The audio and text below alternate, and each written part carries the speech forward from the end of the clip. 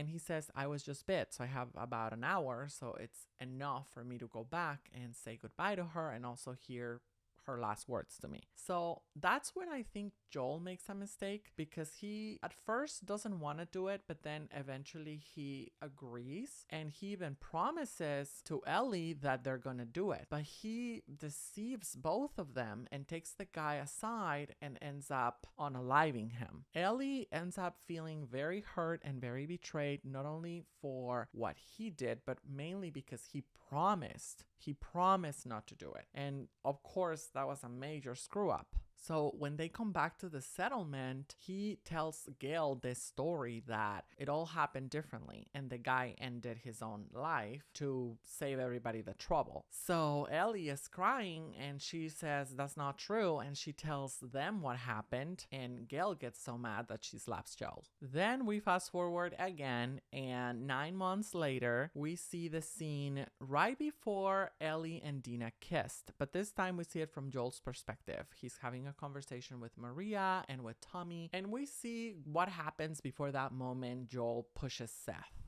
And then we see the moment that we hadn't seen before of what happened right after that. So Joel is at his house and Ellie comes by and starts talking to him. I think she's a little bit much because you can tell she's very, very angry. She's very upset. She says he's an a-hole, that she's been mad at him because he's a liar, and she really wants to know what happened in Salt Lake City because she feels like she knows, but she just wants to hear him say it. And so when he says that what she's been suspecting it's true, she says that she doesn't believe she can forgive him, but that she's gonna try. It was a very sad moment because we see that Joel is crying and he says that he loves her so much and that he doesn't think that she will ever understand how much. So it was very emotional and it was hard to watch. And then that's it. They fast forward now to Ellie being in Seattle, probably after beating up Nora. They also let us know that the finale is coming up. The next episode will be the last of the season.